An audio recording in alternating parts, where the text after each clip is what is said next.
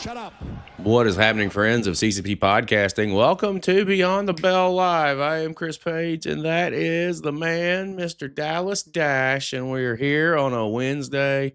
We're knocking on the weekend's door, guys. Dallas, how you doing, bud?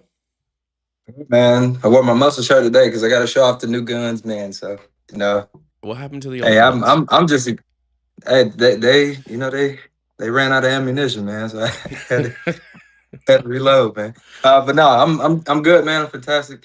Glad to be back on the CCP podcast, and this is my first Beyond the Bell in a minute, so I it's know, gonna be man. fun. I hope you don't fuck it up, man. The pressure's on. It's been a hot minute. There's been a lot of things going on and a lot of things happening. Before we get to our guest today, man, I'd be remiss if we didn't start talking about it. We are about 2 weeks away, little over 2 weeks away. Los Angeles, California, get ready, bud. We're coming.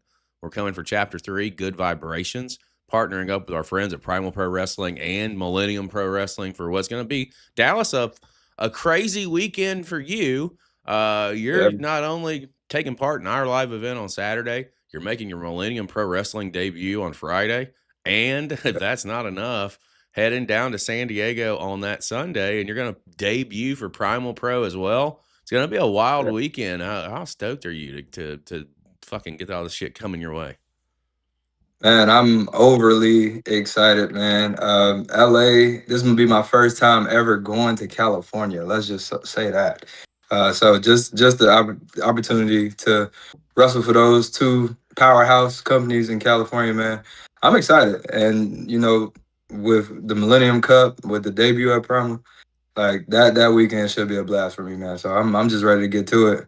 It's going to be a wild day. It's going to be a wild weekend. Let me run through the card real quick. Guys, you see it on the screen. The main event for the what will be the last time ever. It will be the Brothers Divine and the Pump Line. This go around, guys. 2 out of 3 falls. There will definitely be a winner here. 2 of the best in Southern California on the tag team scene, and for us to have their last match is going to be absolutely fantastic. For us to be able to take part in and take a peek at. But that's not all. Dallas, I announced over the weekend, Fatal 4-Way. Frankie Flacco, sponsored by our own No Game Unturned. Jake Mays, Jeremiah Fresh, Miggy Rose. They are going to hook it up. And again, this is going to be one that's going to be incredible to see. And also, again, I'd be remiss. Didn't mention Primal Pro Heavyweight Championship on the line. Yasin Khan and Michael Hopkins. The winner of this will also qualify for our heavyweight championship tournament that is going down on the 25th of April in Orlando, Florida. There's so much happening, Dallas, and we got to talk about your match, man. The MPW National Championship is going to be on the line as Yeah, man. Dustin Jack Daniels and that chicken shit Chuck Mercer in his corner is going to be defending that championship against you. And, buddy, you're not coming alone because I've got your back and I'll be in your corner as well just to make sure Chuck Mercer stays in his lane and stays in his place. Yeah, man. Buddy, I haven't thrown a right hand in about 20 years, but if Mercer steps out of line, I got you. Bring that national championship home. Oh yeah, man. I'm excited for that match. When the change happened, um, it was like, okay, who can you give me for me to go out there and have a banger? There's no better answer than the MPW national champ Jackie D. So that should be a fun match, man. I'm excited for It's that one. going down, guys. We're looking forward to seeing all of you in Southern California. Your tickets are available at ccppodcasting.com for our event on Saturday. If you're going to hang Yes, out sir. for the whole weekend, Millennium Pro on Friday night, tickets at the door there. If you're going to come down to San Diego, Primal Pro on Sunday, tickets at the door there. Come and join us and have a good time. You're going to see a lot of really great Southern Cal wrestling, and I, for one, cannot wait to be there. Dallas. Guys, let's get into why we're here today. Welcome on X, welcome on Twitch, and also welcome over on YouTube, guys. We're glad you're here because we got a good one tonight. Our guest is a gentleman that I've had my eye on for probably about a little over a year, I'd say, on the Texas scene, and truly has been just blazing a trail across not only the state but making a name for himself outside, and I don't even know if he's aware of that to a degree, but within in conversations that I've had with companies around the United States specifically, brother's name comes up a lot. And Chris Chaos is our co-host for our Lone Star Spotlight, and within the first 4 episodes, like brother's name was like right there, and within the conversation of how we were going to premiere this show to take a deeper dive into the independent scene in Texas. I'm excited to have our guest today, and I think all of you shall be as well. Ladies and gentlemen, please welcome to CCP Podcasting and Beyond the Bell Live, Mr. Jak Calloway, brother. How are you, man? Man, thank you for that introduction. I don't know, but it's weird to hear people say, "Oh, your name's everywhere," because this is all a dream to me. So it's weird to hear that. It's kind of like it's got to be a humbling kind of thing too, man. Like I Yeah. know I was never like the biggest name on the scene when I was involved, but I was up there in the South and Southeast Florida, Georgia, Alabama, New Orleans, fucking Louisiana. But I never could really grasp that concept of people knew who I was. Or you know what I Yeah, mean? It's just so weird because at the end of the day, I was just putting on tights and going out and wrestling some other guy in his underwear to make someone else happy. It's just crazy. it's funny that you say that. That's what I always when some people get like too upset about something or they get too serious about a thing. I'm like, just remember, at the end of the day, you put on baby oil and you wrestle another man in tights. Like, don't take this too serious. Yeah. Like, calm down. Dallas, man, why don't you welcome Jak to the show? I know that you've got some ties to Texas, and when you asked today, like, what were we doing, and if there was a show, and I was like, yeah, I'm actually doing a Beyond the Bell. I'll get you the time. I didn't even connect the Texas dot, until literally right before we came on the air. All right. Yeah, man. I wanted to come up here with CCP, CP, and our guest today, Jak. Man, I'm really excited. I wanted to do this just so I could, be face to face with a real Texas boy, man. I became the Ranger Dallas Dash, Texas gimmick, and it's so cool to see other people that wrestles in Texas, and that's on that scene, man, and doing big things. So I'm pretty excited, man, for you, for your journey, to hear about everything that you've been through. And yeah, man, maybe we can connect, and I can come here or you can come to Georgia, and we can 100%. do some things for sure. Well, 1,000%. I'm telling you, San Antonio is on our list this year for debuts and Yeah, live man. events. That's all I'm saying right now. Mr. Calloway, man, when I have our conversations and I have these conversations, I like to start at the top. And for me, it's not, when did you get in or what made you decide to get into professional wrestling? It really is, where does your fandom start? What drew you in? What was going on television or video games or whatever? What was your introduction into pro wrestling? So I had a stepdad, and me and my mom too. Everyone in my family watches wrestling, and they just kind of showed me matches. And I remember when John Cena debuted. I'm a John Cena mark. I don't care. People go up and down. I also love Sting. I have a bunch of wrestlers I love. But yeah, John Cena really is the one that drew me in, and I don't care. I can throw it to the wall. I didn't have a dad growing up, so watching wrestling, seeing those guys entertain kids, and the reaction they got from kids, that's really what makes me want to be a professional wrestler on the biggest stage. Is to be a an icon or a role model to those kids, just like I had with John Cena and Randy Orton, all of those kind of guys. That's what makes me a fan, and that's what got me started. Well, I used to say I couldn't see John Cena. Then he started following us on social media. Now I don't have a choice. I've got to see him.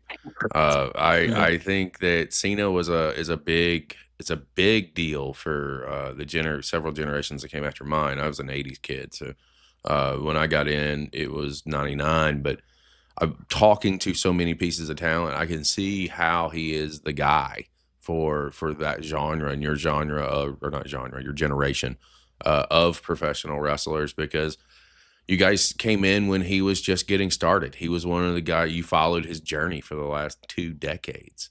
So I am kind of curious when he on his retirement tour last year when he was deciding to hang it up. How are you feeling about that? Did you have mixed feelings about knowing that it was coming to an end, or because if you started with Um, Cena and he just ended, it just seems like that question has to be asked. so I told a lot of promoters, I was like, don't book me on December 13th. I'm not gonna wrestle for you. And then Uncanny was like, hey, you want to wrestle? I was like, yeah, I want to wrestle. Yeah. Uh, but I what? So it was fine when I knew all the dates, but then when he was like, yeah, I told them I'd wrestle 200 dates, and they said don't do that, and I'm like, oh, what? You're gonna give us 200 dates of John Cena matches? Which, looking at it now from an outside perspective, a wrestling perspective, I think he did it perfect. We got promos, we got great matches where he gave it his all, and he even mixed in his schedule with his filming schedule. And I think him just doing that and then taking the time to teach people while he was leaving and then give people like Javon Evans an opportunity at that Saturday night's main event, his last match. Hey, you're going to be on this show. I mean, he just does it right, and he's just a good vet. Well, it's funny Definitely. you bring up Javon Evans, man. I had a chance to meet him true 3 or 4 weeks ago at a live event. Brother just popped up, show up to support someone that he trained with. Elias, He's going to be actually, on the Dallas. show. I mean, You Yeah. have history with him. But Yeah. he was such a nice kid, and when I say like class act, I was commentating that show and I was watching him, and this is where I say, like, you know, professional wrestling and some of the guys in the business don't necessarily get the credit they deserve. There were so many kids that were at this show that this dude took pictures with anybody that asked, and he was there for hours after the show because there were that many people that wanted to take a picture, and he didn't tell anybody no. That dude won my respect as a person. He already had my respect as a athlete, as a professional wrestler, but as a person, where it was so easy to say no, no, I'm good. Did not. Every kid and adult that went up to him got time with him, and that was the coolest thing to see. I never personally got to meet him. I've worked with Deadlock, like doing some extra work security stuff for them. And I've just heard nothing but good things about him. And then watching his matches, and he's only what, 21? I mean, He's insanely young, dude. sky's the limit. When he wrestled Gunther, when they put him up against Gunther, I was like, this is what I want to see, a match like this, and he killed it. I mean, that Yeah. he's super good. Well, you say you haven't had a chance to meet him, and I'm gonna say yet. I'm gonna add one word to that because I've seen you in the ring, and I know that just off of what I've seen, that brother, there's a reason why your name is mentioned by a lot of different people. And as I said at the top of the show, you may not even realize it, but your name comes up a lot within conversation, especially conversations that I have. So as we get deeper into this conversation, I want to go from fandom to, like, when did you really think about getting into this, and what was that path for you to find a place to train and start your journey? So I've always, even in high school, I didn't play any sports. So I have no athletic background, nothing. I mean, I played soccer when I was little, but every kid plays soccer, I feel like. I was in band. I did frisbee. So I did frisbee outside of high school for a little bit. Then I went to MMA. I did that for like a year, and I just got tired of it. I liked the jiu-jitsu route of it. And at the time, I was getting back into wrestling, and I just looked up whatever wrestling school near me, and Lions Pride Sports popped up. And the owner, I actually watched my first indie show ever. I watched one of his matches, so I was like, "Oh, this is kind of destined to be like maybe this is what like God's plan. Maybe he wants me to go to this specific school because I've seen this person wrestle." I talked to him, and he just said, "Hey, you have a great look. You seem very interested in it. Let's just get you in." And I mean, ever since then, I just kept going. Go ahead, Daz. I'm gonna come around to you for some training questions because I know that's right up your alley. Yeah. Um, For me, it was kind of different. With my dad having a professional wrestling company, and Oh, okay. with training. For me, like I said, I was training at a young age. Um, 8 years old in the ring with grown men that didn't take it easy on me because back then training was Mm-hmm. really intense. So yeah, man, my training journey, like I said, just starting at a young age and working with guys like that, it just made me want to get into this a lot more. There was times where I was like, nah, I don't want to do this, man. This too tough. But as I got older, I started to get bigger. I started to get more wise. I started to, figure things out. And I just went with it. I went with it and I stuck with it. And now we here 7 years later. So, when you definitely. when you decide to get into training, and everyone has strengths and weaknesses. Like for me, it took a hot minute for my footwork to get together. I, much like yourself, was not much of an athlete in high school. I uh I played a little bit of basketball, but it was nothing to brag or write home to mom about. What were some of the things that were a little challenging for you to overcome and that you had to put some work in on versus some things that maybe came a little naturally that you were surprised that you took quickly to? I could not take a bump to save my life.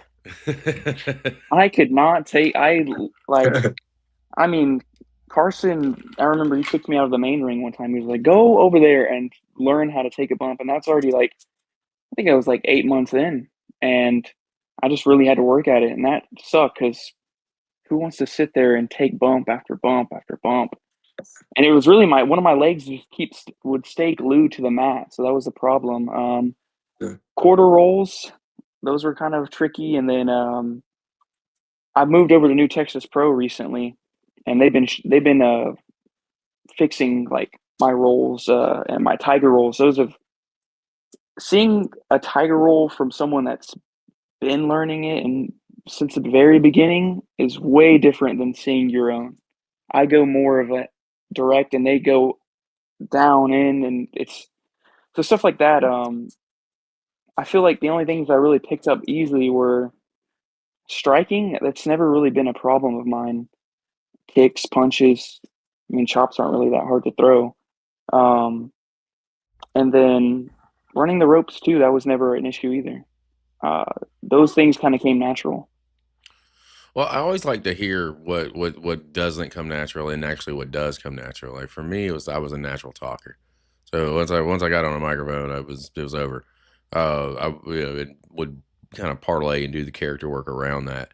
And I love that you started with Lion's Pride because obviously Chaos is a really good friend of ours. Trent Mercer, I've had those guys on early in our run of Beyond the Bells, and Dre Hendricks is another cat that we had on there, as I've had on a couple times as well.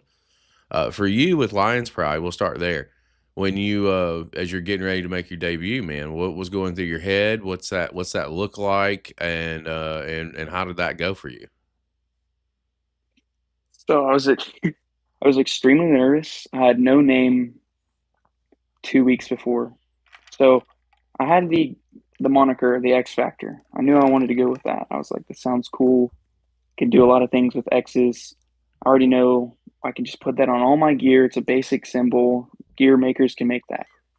I had no song either. And then, I mean, I had a name Ace Young, and everyone was like, no, it's just too generic. It's too NXT. It's too this, too that. I was like, okay, well, I would go to work. I would think about it. I would talk to my coworkers that don't know anything about wrestling. They're like, what wrestling? And then we came up with Jak Calloway, which is just the Undertaker's last name, his shoot last name. And then Jack is from a game called Jack and Daxter. So the X Factor, Jak Calloway. And then right before I was debuting, Carson was like, I think you need something like, I feel like we can make you into a Randy Orton character. And I was like, you really think so? He's like, yeah, I think we'll debut as heel. And I'm like, okay. He's like, I think Natural Born Killer would be awesome. And I just listened to this song that was released by Highly Suspect. And I was like, oh man, I really love them. I didn't even know they released a whole new album. And I went home and I listened to it and I was like, this is it. And then last minute, he was like, you're going to be a babyface. You look too good. I'm like, All right. Well, now I was in the zone to be a heel. Now I'm a baby face. All right. And then we just kind of jumped from there. I was in I think it was a 6-person gauntlet match or 7. I only had 3 minutes to show off, but I mean, 3 minutes felt like forever. I mean, the first walk, seeing my family, the crowd was kind of behind me too. I was like, all right. And I have not looked back since. Well, I love the debuts. Mine I ended up tripping over the stairs and the ropes when I got into the ring. So it's one of those that you don't forget. And I trolled the city afterwards for almost 2 years because we would come back once a week. I'd trip over the steps and the ropes. I mean, what do? You got to make fun of yourself at that point, right? Yeah, yeah. I just figured you might as well embrace it. I'm a klutz by nature. It just happens. Uh, when you start really honing in on who Jak Calloway is and what you're trying to present and get it out there. And we just heard the story about, not necessarily having music 2 weeks before, not having a name, but as you start to kind of enhance and develop who you are in your presentation, uh, walk me through from the debut kind of like to now, really, because everyone evolves and everyone has to evolve with the time. So starting out to now, what have been some of those evolutions of Jak Calloway? Man, more confidence, knowing my toolbox, as we call it at New Texas Pro, knowing your playbook, pulling different things out. When they told me I was going to turn a heel, that was a whole new like, I don't know if I'm ready for that. I got to be in charge of matches. I got to be able to lead during these important times. And when they did, that really added a whole new knowledge of wrestling for me. And it's funny, you don't think you're going to evolve, and I get worried. I'm like, oh, God, I know I got to evolve. Like that's part of pro wrestling. But then I look and I'm like, okay, I see it. I see a different gear. I see different attitude in certain points. I see different times where I had to change my emotions because of a certain opponent I was put with, and we did a certain story this way. And adding new monikers, I got to do my face paint gimmick, which I really love. That's my little creation, my character. Because I feel like Jak Calloway is just me cranked up to 10. I don't have like a necessarily an Undertaker or a Kane or a Bray Wyatt character. I just have myself really amped up. But my MBK gimmick, that's just everything I've always wanted to do because I love Sting. Sting is one of my favorite wrestlers, and I think about painting my face, and I'm like, man, I'm just I'm just like Sting, except more evil. Yeah. Yeah, so just evolving match by match, understanding when to be super basic in certain towns and when to like, hey, these guys they want a show. They want maybe a spot fest a little bit, or they want more advanced matches than just like the whole small crowd that I started with in East Texas. Dallas, I've dominated, and I can keep going, buddy. I'm gonna come over to you. What do you got for some questions? Go ahead. So before we had got into the interview, I like I said, I did my last minute research. I seen the face paint, man. I absolutely love it. Uh, when you put that paint on, right? You said you have the Sting mentality, but like when you put that paint on, when Jak puts that paint on, how does that flip switch for you when you're in that ring? So it really, the first couple times it was just like, all right, face paint, cool. I'm gonna make sure like a demon, Finn Balor type situation. But then a promoter at Baracho Pro, Bradley, shout out Bradley, he's helped me so much. He was like, "Oh, I thought that's what I thought that was your new gimmick. I wanted that completely." But then we started doing a split personality thing, and I remember one time they had someone pull out of a no ring show, and they were like, "Hey, can we do MBK versus Gary J?" I don't know if you know who Gary J is, I but do. Yeah. Gary J is an animal. I'll tell you that much. I learned a lot from that match, and we didn't even have a ring. They're like, "We'll put you over because you have that gimmick." But then afterwards, going through that match with him, I remember mid match, he's hitting the shit out of me. I love Gary. He's stiff as fuck. Gary's stiff, which I'm fine with. I like it. I like feeling that part of wrestling. But I Right. remember a fan yells, I was like, "Come on, Jack, you didn't put that face paint on to get your ass kicked." And when they said that, I just like that has resonated with me every time I really put on face paint. I don't put this on to get my ass kicked. This is the final level. This is you have to throw everything at me to beat me. And that's always my mindset in any match with the face paint on. Well, you gotta That's protect that. I mean, that Yeah. is a facet of you, and is a development within the persona of Jak Calloway.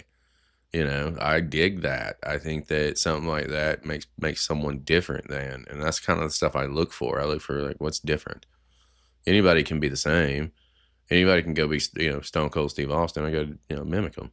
But when you try and branch out and you do something different, and kind of what I dig about that is because you're honestly taking a chance. And that's the beautiful thing about professional wrestling to a degree for me, is that you don't know what's going to work until you go out and do it. And the only way you're going to know is if you go out and you have the courage to do something different. And if it pays off, it can pay off. And so the rewards are astronomical if it hits. And it sounds like as long as you continue down that road and protect that piece of Jak Calloway, then you're onto something in a bigger way. Yeah, I think after that Gary J match, that's when I started really thinking because when Gary's like, yeah, I'll put him over, I was like, oh shit, like you fucking Gary J. Like, um, I really want to make something special if I ever lose with the face paint. But so far, I think I've wrestled in it 12 times, and everyone's been like, no, it's not the time, it's not the right time. I'm like, cool. Brother, they're protecting that like the Undertaker streak, man. I love it. I love hearing that, dude. And with like New Texas Pro, right? Let's talk about them for just a few minutes because they're obviously they're friends of the channel as well. When we first started really diving into indies, they were one of the first companies that I looked into deeper. And I love the talent that they've had there, from Stephen Wolf in the past to now. Carter Blaq is just still the man as far as I'm So concerned. good. He's so fucking talented.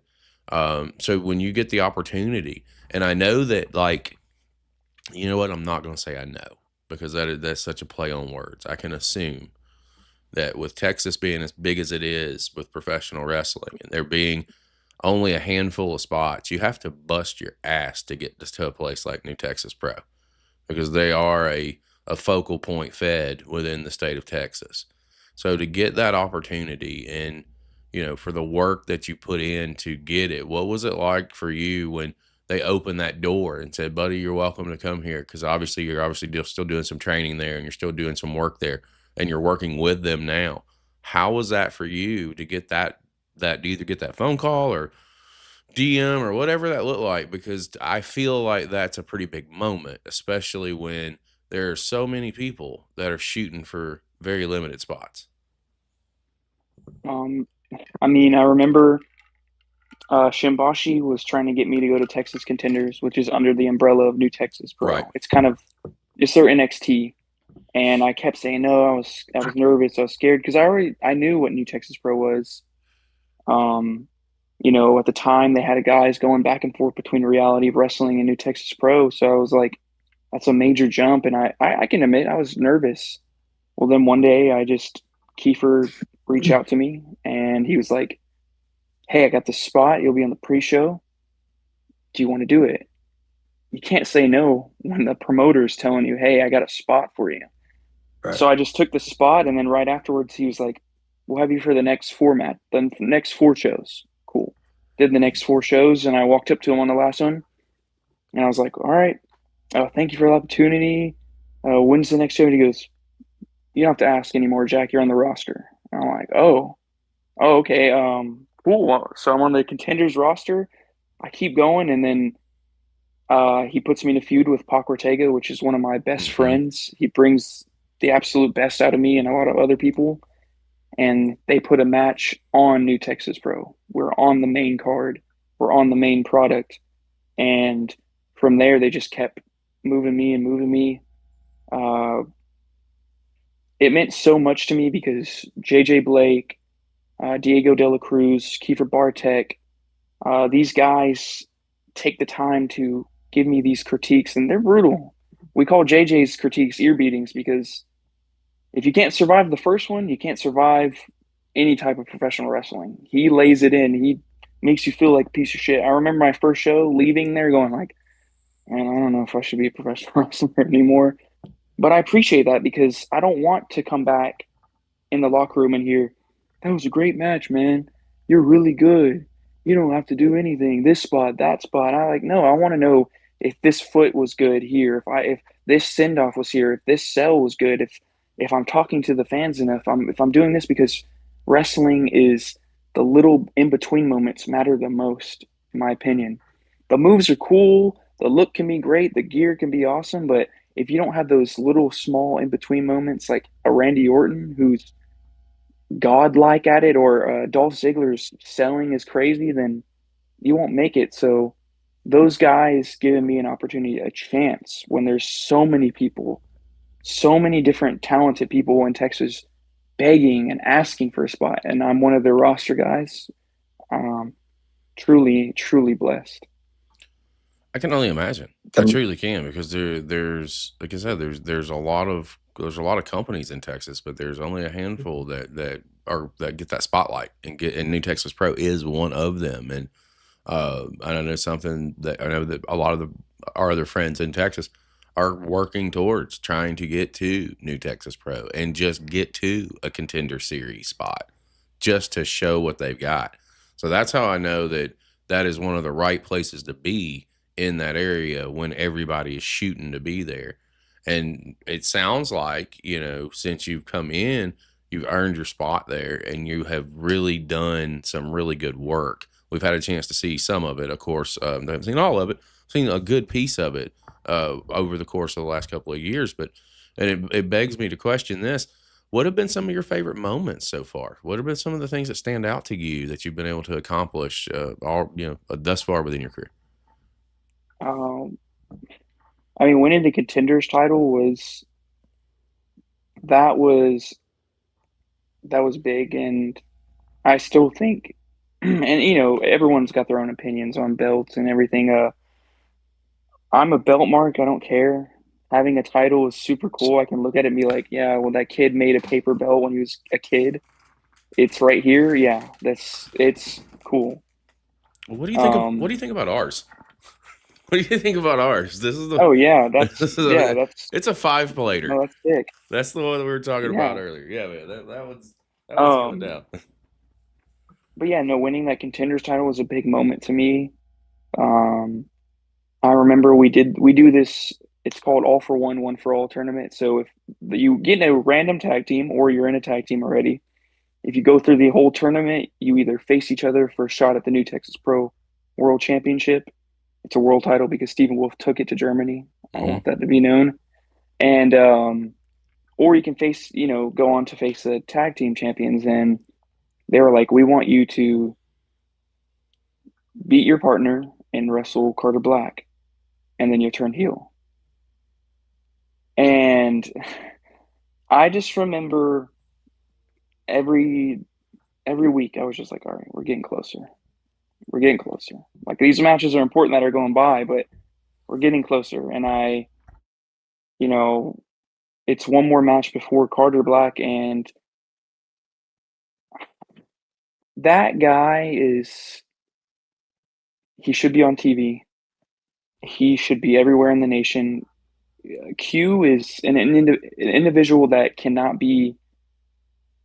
You just can't say not enough great things about him. He's such a great person, and he's so good. I mean, you've seen his matches. Wrestling him, I'll tell you this: while we're going out, we're still putting the match together because we keep. It's like I'd give him an idea, and he's like, "Oh yeah, no, I like that. Let's do this. We'll add this." And then we had like 17 spots of like, "Yeah, I like that. We'll have that in the match." I'm like, "Dude, we don't have this.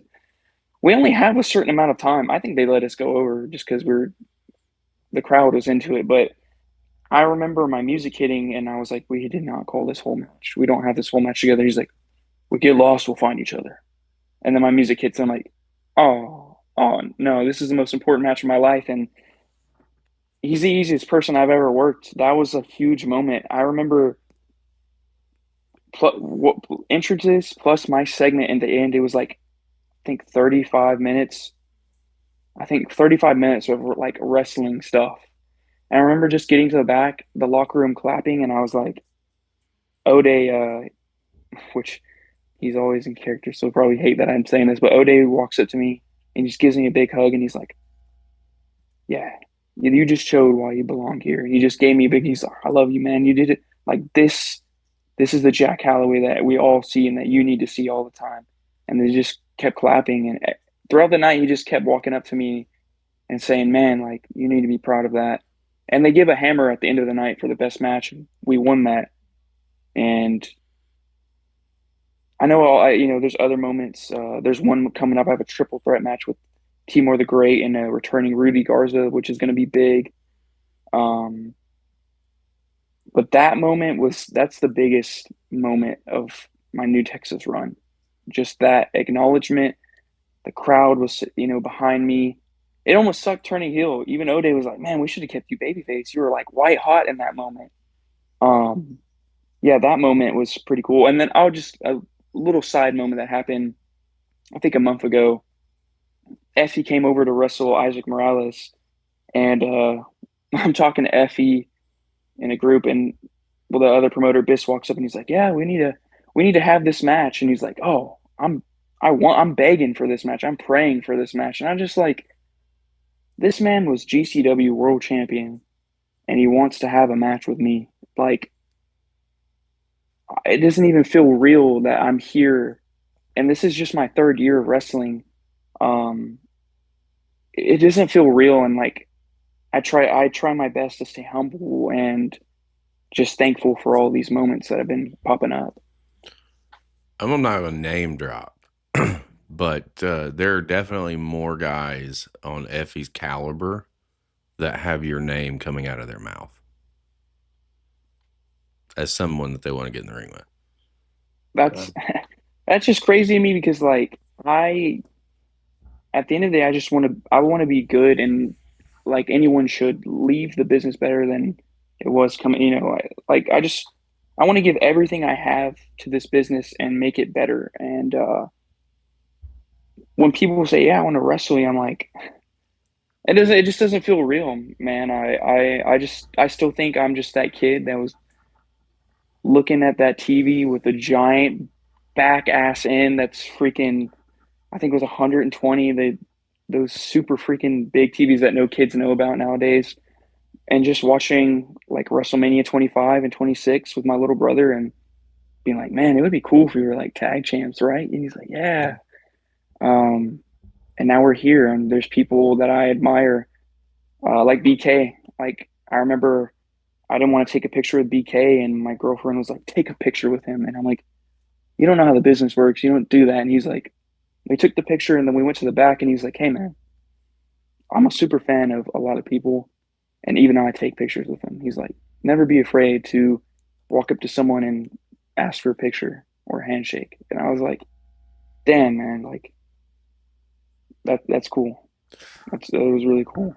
See, dude, I'm the same way, brother. I don't like taking pictures with people. I don't like asking them to take pictures with people. I don't. No. And it's, for me, and I think maybe that's the old performer in me, because I was a heel, and we didn't do that back in my day. We didn't take pictures. We didn't sell merch. It was kayfabe wasn't it was on the downward hoof at that point. Obviously, Madison Square Garden had already happened, and we're talking late '99 when I broke in. But still, man, I didn't do it. And today, I have. When we do our live events, like I had a couple guys say, "Well, you didn't ask, you don't want to take a picture with me?" Like I had some guys that came in from out of town and from all over, and I'm like, no, I'm just not that guy. Like I wish that I was, but I feel you. Like I just feel so strange saying, "Hey, man, can I have a picture?"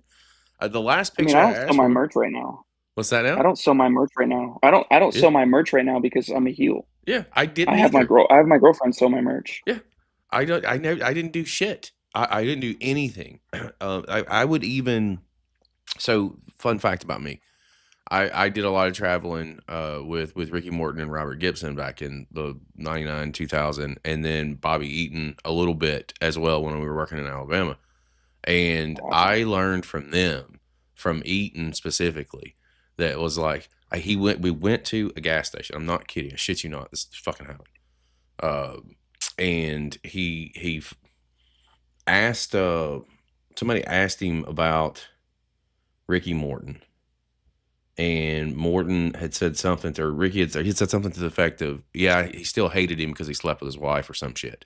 Like, he kept that shit going 20 years later. Like, it was insane. Or 10, 15 years later, he kept the gimmick. He's like, just stay in character, dude.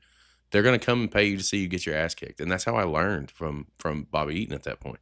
And then Ricky Morton followed it up with, he was the guy who taught me how to slow down because I would always move so fast. I'd always try and go so quick. And even after the fact, it was just one of those things. But I learned so much from those cats, and they taught me so much. And I still carry some of that shit to this day. But photographs was one of them. And I'm sorry, I just went on a rant. I get one of those. My ADHD kicked in. Cha-ching. We've No, used that's it for this yeah. show. Dallas, let me come around to you, brother. What do you got? Oh man, so I wanted to start doing this, asking wrestlers, all right, from a fellow wrestler. Um, from the time you wake up until the time on game day, when you about to go out that curtain and work the best match of your life, what is the preparation?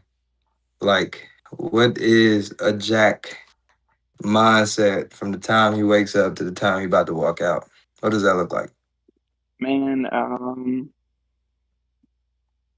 it's finding the right playlist.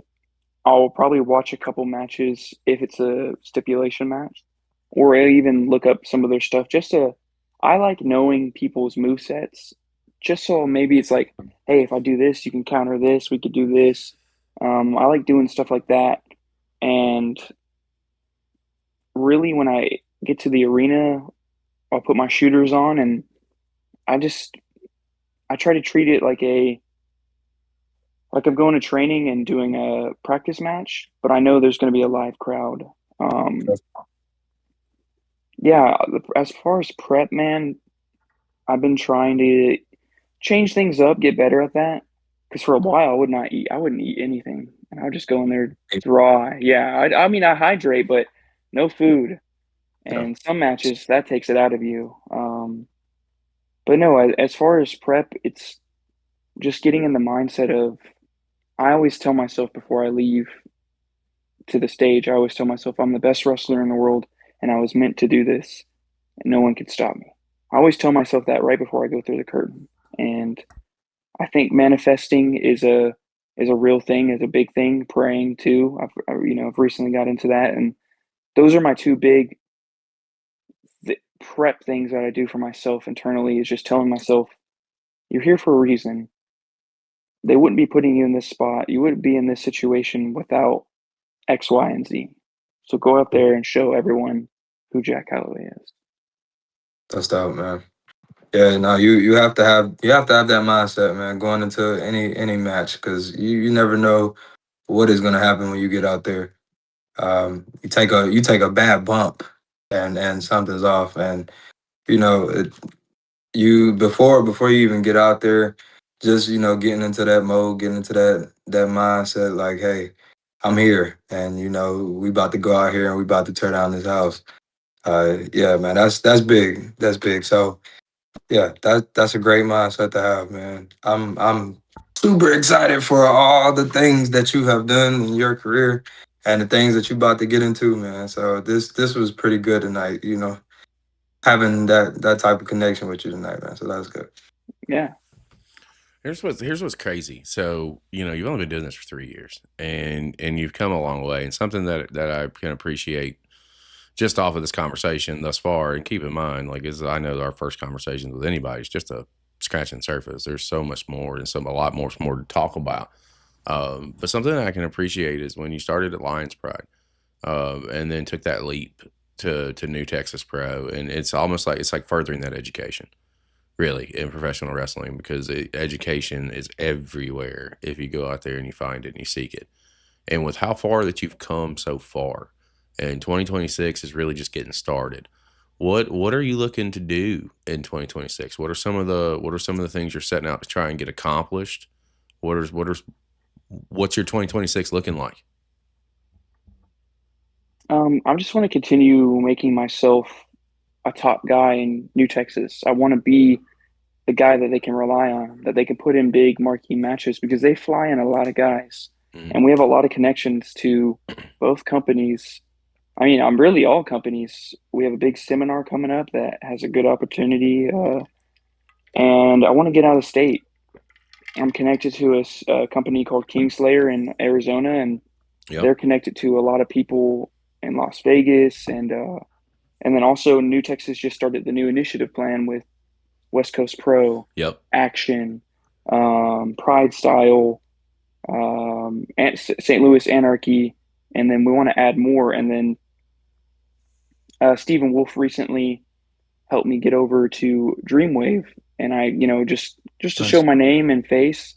And I don't mind going somewhere just to network. A lot of people don't want to do that. They want to get paid to wrestle. They want to, I want to match. It's like sometimes you got to take the L, brother. Sometimes you got to get in that car. Sometimes you got to hop on that plane, show your face, show a promoter, hey, I'm really about this, and then you get an opportunity. Right. And I'm not afraid to do that. So Dreamwave, West Coast, everyone in this, the whole initiative plan. Yeah, that's like my big plan for 2026. So, Mr. Calloway, I love hearing that you want to travel. Not sure if you met me or not. My name's Chris Page, and we know a lot of people as well, and a lot of people who are reputable companies that are out there on the independent scene. And if you're definitely trying to get out there and make some things happen, uh, we can introduce you to several people to try and make that work for you. I love hearing when someone says, "I want to get out there," because like that is it is such the a big facet into over being successful overall because you have to get out there, and it's not the easiest to do by any means because there's a lot of stuff that comes along with it, finances and a lot. But it shows what you just said. It shows whatever promoter or whoever you're going to work for, brother. I'm serious. I want to be here, and I want to get an opportunity to be here. And in that vein, man, I want to ask you. We'll start winding things down here. I've got a couple of questions, and I want to ask you. And then Dallas, if you got anything else that you want to ask, by all means, throw them in there as well. Chat, if you got anything to ask, add to it. Go ahead. I am so sorry. Trent Mercer dropped in and said, "My brother Jack hashtag bloodlust militia." Is thrown in there. So you got some folks jumping in. No Game and Turns in the house. UK Paul said, "Welcome to CCP Podcasting." So everybody was kind of throwing some words out your way. I apologize, guys. But that being said, let me ask you some real questions to where I always say that this is where we can help you as a platform. Just because we have developed so many really good relationships and with talents, promoters, et cetera, et cetera, et cetera. Where are some companies out there that you were trying to get your name out to? And possibly try and do some stuff with. Obviously we just heard about Dreamwave and several of those other companies. What else is on your radar? What are the places? I mean, I think, you have to shoot for the moon. So like I said, we got a working relationship with West Coast Pro over on the West Coast, and HOG, House of Yep. Glory in New York. I love New York City.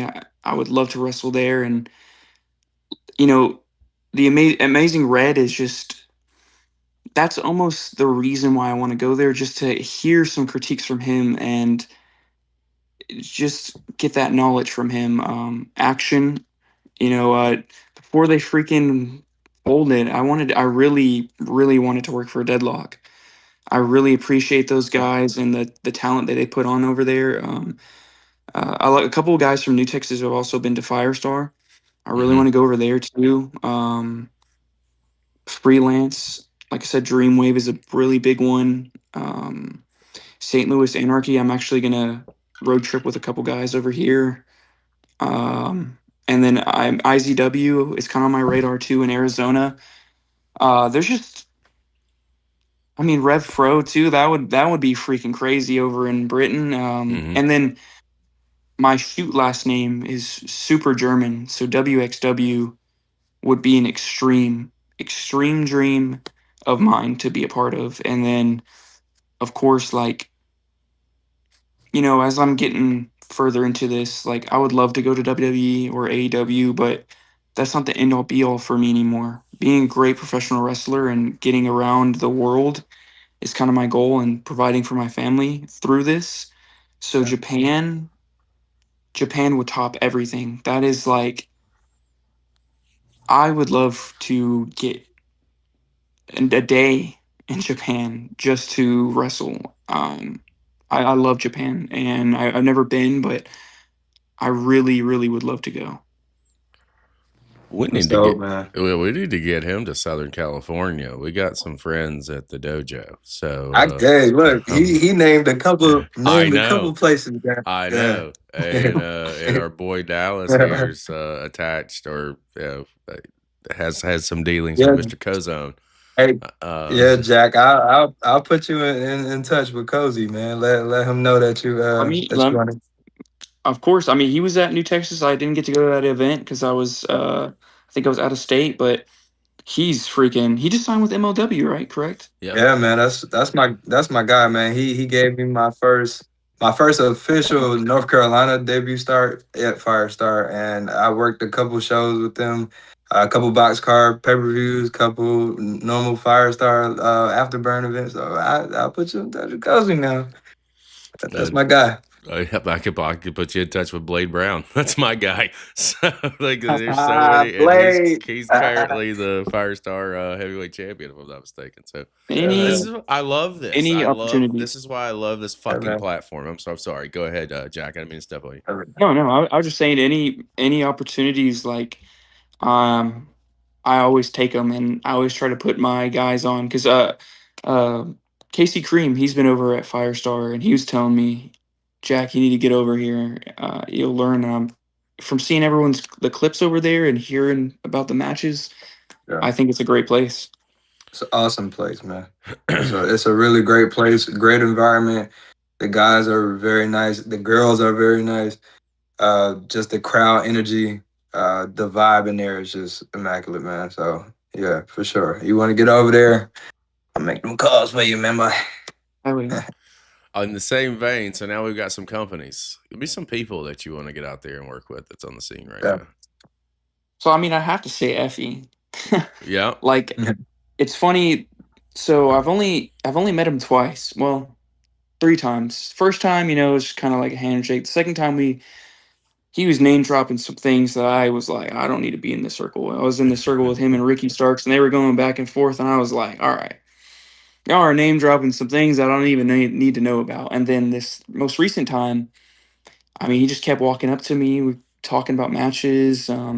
Talked about my match. We talked about his match, and you know, besides the gimmicks and everything, he is a super genius, like, wrestler. Like, his thought process of how to put matches together and doing finishes, and like, he was supposed to go over that night, and he's like, fuck that, I'm putting this kid over.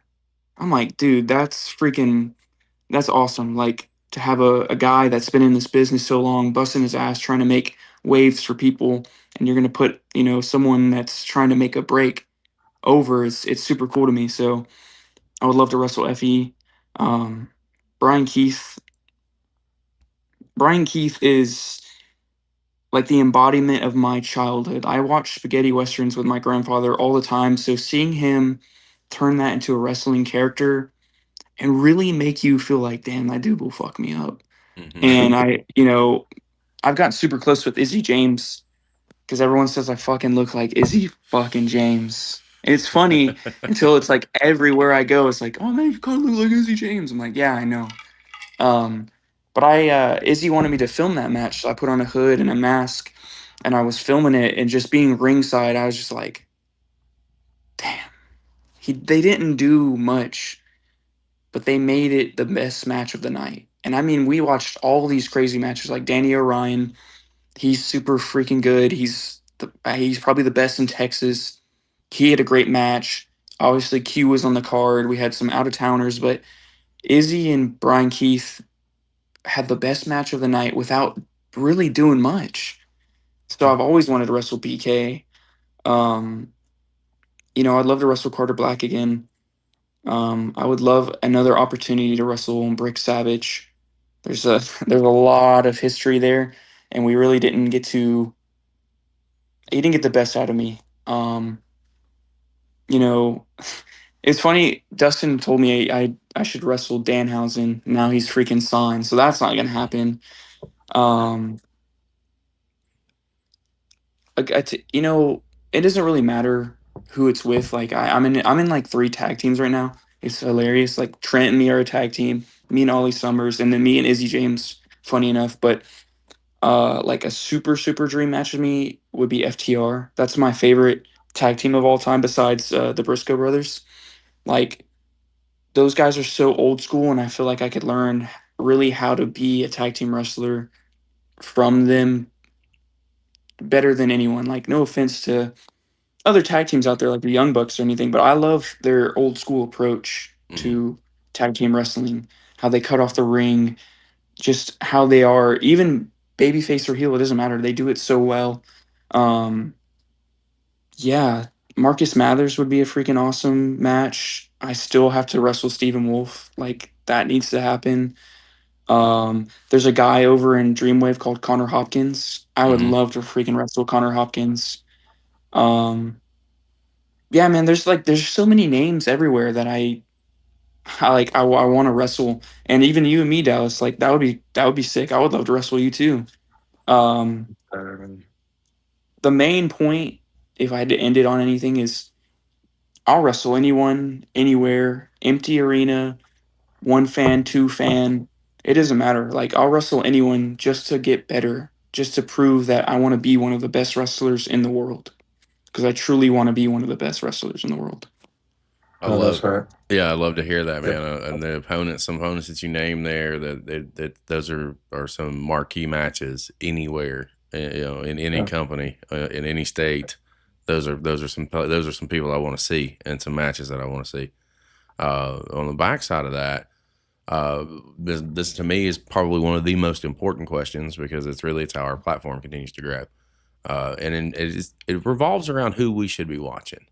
Now, earlier in our episode or our conversation rather, you mentioned a name that I did not step on, and I should have because I don't think he gets enough mention and enough recognition, and that's Pac Ortega. And I think that guy's tremendous. And I want to make a point to say that because I should have said that way earlier in the show, and I forgot. But that dude is great, and it is one of those cats that is just criminally underrated. So in the same vein, Yeah. who are some people that we should be watching, and that according to you, that really need to get some of that spotlight and get some of that shine? Yeah, so I mean, we could start with Pac. Pac and me have been getting really close because he's always the first to text me, "Hey, who are you riding with to this show? Where are you going this weekend? Let's ride together." And the car ride is just a nonstop talk of like what we want to do, where we want to be. Pac Ortega is truly one of my best friends in this business, and he was like one of those storylines where it was like I pushed myself to be better, and he pushed me to be better.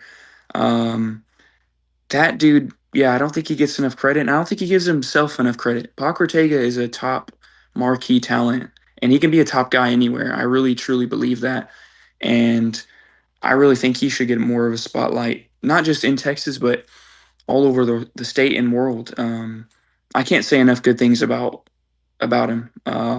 Another These guys I bring up all the time because I can bring up the Eighth Day, but I feel like everyone brings them up and they deserve that too. Father O'Day, Timur, Lethal, those guys are freaking awesome. But I always bring up the Dream Team because those 2 guys, Danny King, Casey Cream, those guys just know how to reinvent themselves, especially Danny King. He has gone through so many different characters and he's doing it because he wants to understand approaching wrestling in different ways. They're always doing something new just to see, like, okay, if this works, I'll save that in my back pocket for later. Ooh, this works. I'm gonna say that in my back pocket. They're gonna start doing more lucha stuff because they want to travel into Mexico. They want to get some of those lucha, lucha cards over in California. They want to get on those.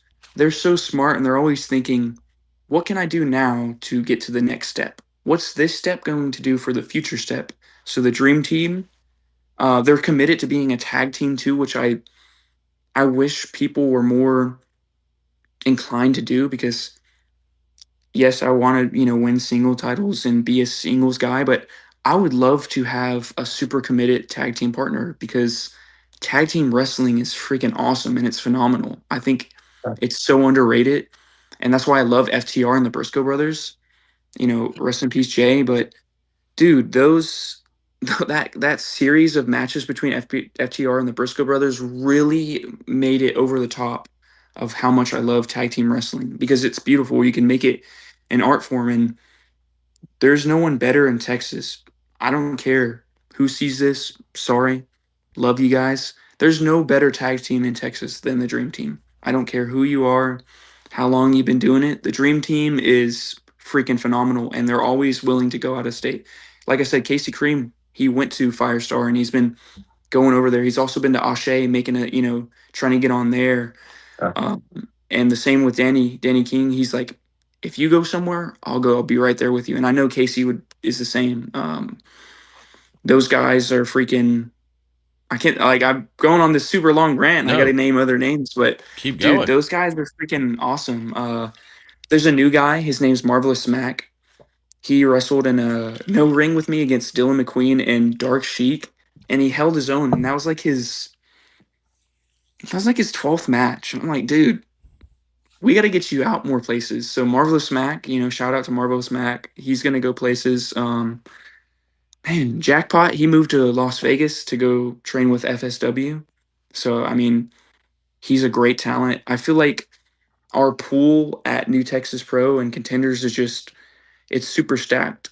There's a new guy coming up. His name's Calico. He's gonna freaking. I know he's gonna shine. He's gonna do great. Um, the eighth day. I know you're familiar with Team War. Mm-hmm. He's freaking. I don't even know what you have to say about that guy. He looks the part. He's a Like it's freak of only a matter of nature. time. What do you It's mean? the only matter of time before he gets freaking signed or ID'd because they, he does that lat spread and they were like, what would be a cool entrance? Like instead of filming you on live stream in the front, we'll just start with your back. And I'm like, I don't know why I didn't think about this earlier. And then, Lethal, even though he stole my contenders title, he's getting way better and really good. And then, of course, you can't talk about the eighth day without Father Ode. Um, Ode is he's so unique in the fact that he knows who he is, he knows where he wants to be, and I don't think you can make a better heel than him. Like he's so freaking good at being evil, and you know peel the layer back. He wants to be a baby face. I'm like, dude, I'm sorry, you'll never be a baby face.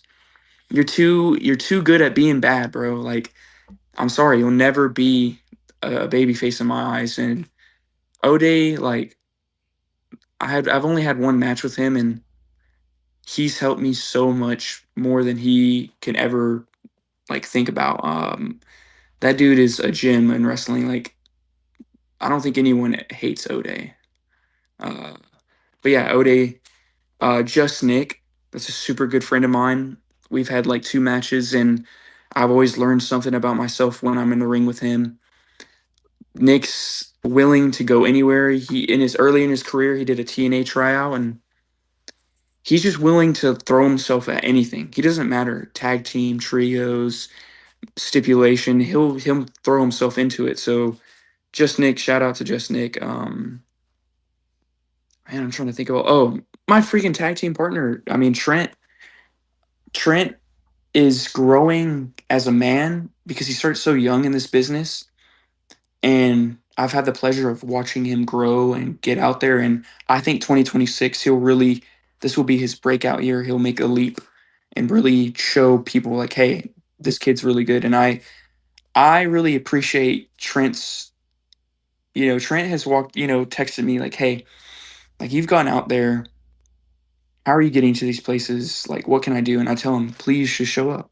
And every time I get to a locker room, I turn my head around and he's right there.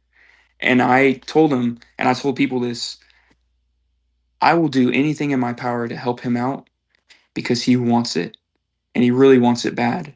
And I really appreciate when someone takes the time because he's got a job where he wakes up at like 3 a.m. I don't, when he does Sunday shows, I'm like, dude, this is commitment right here. You're waking up at 3 a.m. and you're coming here to a show that just finished at 12, mind you. And he's going to probably go drive and just go straight to work. So Trent Burser needs to be out there more. And then Ollie Summers. Ollie Summers is criminally underrated. Not only did he just change his body to look, like $1 million, but his mind of wrestling is just so good. Like, I think I obsess about wrestling. Like I wake up, I think about wrestling. I go to sleep, I think about wrestling. I'm playing with my kid, I'm thinking about wrestling. Like I'm doing all these things and I feel selfish at times, but then I talk to Ollie and he's like, "Yeah, as soon as a match is announced that's really big that I care about, that's all I'm doing. How can this match go? I'm gonna make a match, then I'm gonna delete it, then I'm gonna make another match, then I'm gonna delete it." Um, Ollie Summers is freaking such a great talent, and he was grouped in with Culture Shock with CJC, who's unfortunately retired. I won't get that match with Danny O'Ryan. So sometimes he's overlooked because of Danny, and I give flowers to Danny. He's super great, but I think Ollie is just as good as him, and Ollie Summers needs more credit out there, more flowers, more views, more everything. I'm making sure I don't forget any names. There's there's people that don't even need me to like put them over, like Epidemius Jr. He's so freaking good. He's over at AAA killing it. He's doing his thing in Texas, and I always appreciate him. He always pops me every time he's like, "Oh, superstar." I'm like, "Me? You're on AAA, bro. Like, why are you calling me a superstar? Look at yourself, man." Um, yeah, like everyone in my camp, like the New Texas Pro camp, just in general, from Jay Pierce to Kenny Calypso to like I said, Marvelous Mac, and even our new debuting guys, Calico and uh, Isaac Morales. I can't say enough good things about everyone here in Texas. And let me think of one more name. Oh, two more names that I'll stop because I'll keep going. Mokele, he's the freak demon. Hilarious. I don't know if you've ever seen his stuff. He's kind of getting away from it, which I understand, but he's a really super high level talent guy. He's been in tag teams for a lot of his career, but he's really breaking out of his mold and making a name for himself. And I think he should get out more, and he deserves a spotlight. And then Ethan Hunter, which is a tag team partners of his. Man, he was from Britain. He's born there. He's came here and he trained at AAPW in Austin, and he just had a match with one of the Rascals, Zachary. Dude, he's getting better. It's just funny. It's like you watch these guys, you're like, yeah, they got potential, and then they have a match with someone big, and you're like, man, I gotta even give you enough credit. So Ethan Hunter, Mokele, those two guys, man, they deserve a spotlight. And then I'll do one more. You're Demo fine, Diamond. brother. You take all the time you need, dude. You're doing Demo nothing Diamond. but giving me good shit. Demo Demo is he just recently became a dad, and I did too. So we've been bonding over that. But he, sometimes he'll look. Yeah, every wrestler has those moments where they look down on themselves and they need a brother to pick them up. And I've been one of those guys to tell him like, hey man, you're freaking a superstar, and you should look down on yourself. Like this business is hard, and you'll compare yourself. But look, we're all gonna have moments in the spotlight. We're all gonna have moments in the mid car. We're all gonna have moments here and there. It's just whatever you do to make the most of it. And I think Demo's been making the most of it, and he's just one of those guys that just needs one more push, one more step to really step in the spotlight as a main guy here in Texas, if not just a main guy in general.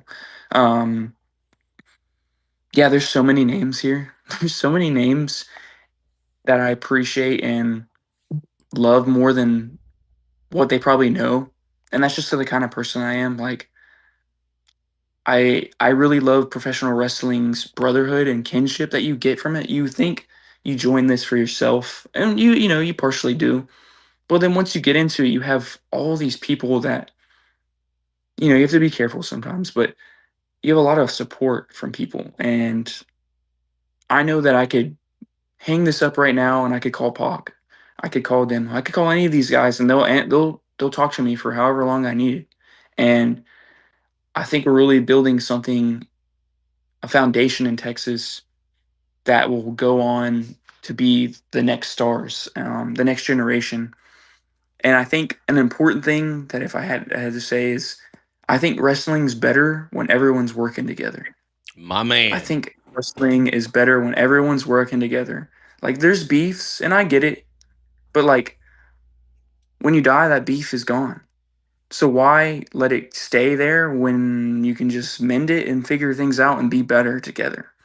So yeah, I think that's a good thing to end on for me. Let me just tell you this. So I know you gave us a lot of names, and I'm very appreciative of that because, as you're well aware, we've just started filming a new series, our Lone Star Spotlight show, which is based on, Yeah, excuse me, the talent in Texas and introducing ourselves to the talent in Texas and diving deeper into the scene. It's one of the, if not the biggest state between Texas and California, that I think has the most professional wrestling that's everywhere. So it would be behoove of us not to take a deeper dive. And some of those names, buddy, you're going to see them coming up on a show at some point. And when it does, like, we're going to reference you back and say, Jack is the one who told us that we need to take a look at you. Jack is, you know what I mean? Like, it's just a way for us to yeah, give you your flowers for putting their name in our ear, because I take this shit more seriously than anybody else, and truly believe that collaboration is where it's at. And with our live events specifically, everybody, we did our first one, and I got hit up by, I'm not kidding you, close to 200 or 300 people that were like, I want to come work for your promotion. And it's not I've corrected everybody. We're not a promotion.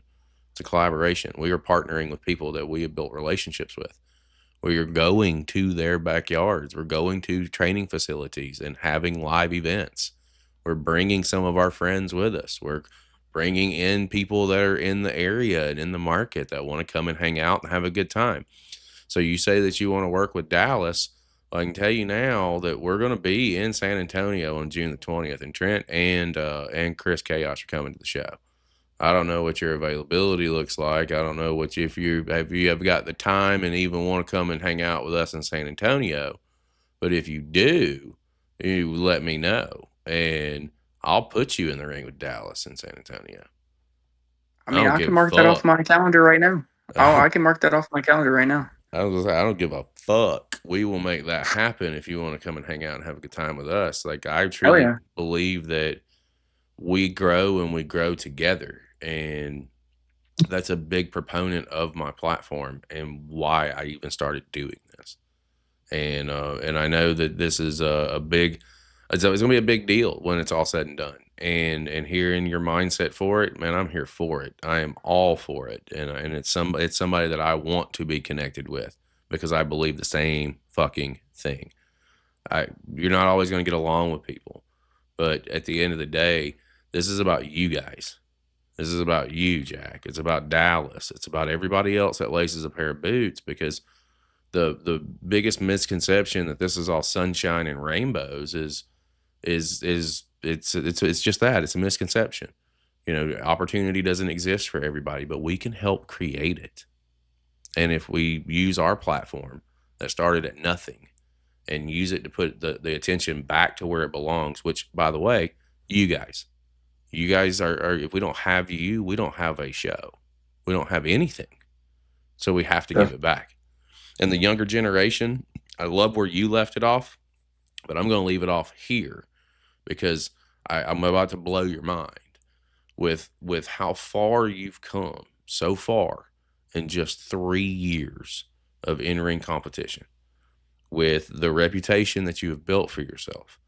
And again, a lot of the stuff you may not even know. There are names out there that are on an FE level, and if not higher, that have brought your name up. So you are doing something right. And you've only done this for 3 years. Now, I'm going to ask a question. How old are you? I'm 27. You're 27 years old. Here's the scary part with professional wrestling, and where I say I'm going to blow your mind. With the way that guys are taking care of their bodies nowadays and have been for such a long time, the longevity of professional wrestling has grown.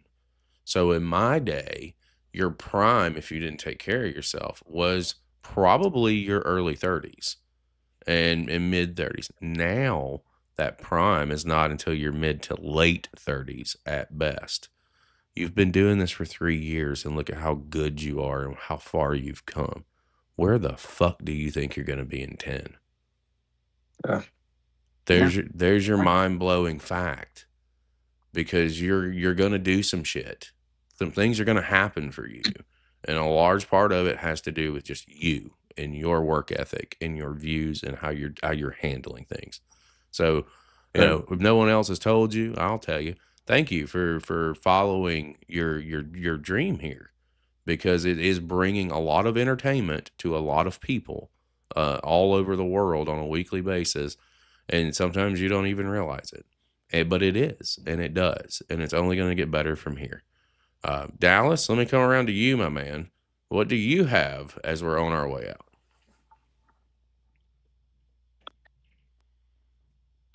CCP, y'all. CCP and CP, y'all want Jak versus Dallas and San Antonio? And Jak, I seen the sign. So y'all want this. I want this. I ain't gonna lie to you. Ever, like I said, from just meeting him tonight, watching some of his stuff in the ring, he's a hell of a worker, hell of a personality, and I think it would be an amazing match to do that, and in his backyard, in my territory, and yeah, if that's the guy that can make that happen, shoot, hey, go ahead, make that happen, CP. It's already happened. We've already got the date confirmed. We'll talk after we get off the air. Before we sign off, Jak, I always like to turn the floor over to you, man. What do you got coming up? Where can everybody see you? Obviously, I've got your social media on the screen, so obviously we'll get there in just a second. But what do you have going on? What do you want to plug? And if you have anything else you want to talk about, floor is yours. Yeah, I got important triple threat match for the Lone Star Championship against Timur the Great and a returning Rudy Garza. That's a good. I mean, it's a great title to have, and I'm already had a title match last weekend, and now we have this one, so it just keeps more titles keep coming my way. That's just I want to stack some more gold. I have 3 belts right now. I have an Inspire Tag Team Championship. I have the Baracha Tag Team Championship, and then I have a ABW Cruiserweight Championship right now. But I'm always looking for more. We got Vegas coming up. I've got about 4 confirmed bookings, but we'll see. Vegas is going to be crazy. And then just getting out of state more. Kingslayer is going to be in May. If you guys come down here, if we can get something booked, me and Dallas, we can go at it. I definitely want to get out over there to Firestar. I mean, if we can make that happen, that'd be sick. And then just be on the lookout for me to be more out of state this year. There's some in-house things with New Texas, that I would continue to do in Texas, and then other promotions like Baracho. I love them. That's almost like a second home. And then going back to Lions Pride, of course. And then whenever they come back around, Matt War Pro, super freaking awesome promotion. They like to do things a little bit different. And yeah, you'll just see me almost every week or week. Yeah, every week I have some kind of match coming on, and I want to keep it that way. I like being active. Yeah. I like my mind being active, even if it's just a segment. I'm cool with that. It just gets my mind active, and then I get to watch other people's matches and be like, okay, here's what I would do, or here's something advice from you. You don't have to take it from me, but here's something I would do. But yeah, my big match this weekend: Timur the Great, Rudy Garza. I cannot wait for that match. I cannot wait to see that match. And guys, if you want to check up with all things Jak Calloway, it is very, very simple, and it's been on the screen the entire show, right up underneath him. Just go type his name in over on Instagram, and you're going to find him. You're going to follow him. You're going to find out what he's got going on and where he's got going on. And then you're going to share it to all of your friends that follow you on social media, because that is how we spread the word, and that is how things grow and fans are made. You never know. You know, somebody scrolling through your feed may see a clip and be like, damn, that dude is insanely talented. I need to follow. That's what you do. It's that simple. Social media is the way to go. Give him a follow. Jak Calloway on Instagram. If you're not following us on our platforms, shame on you. For our guest today, Jak Calloway tonight, and Mr. Dallas Dash. I am Chris Page. Thank each and every one of you for joining us tonight across all of our platforms. And until tomorrow, we will see you next time.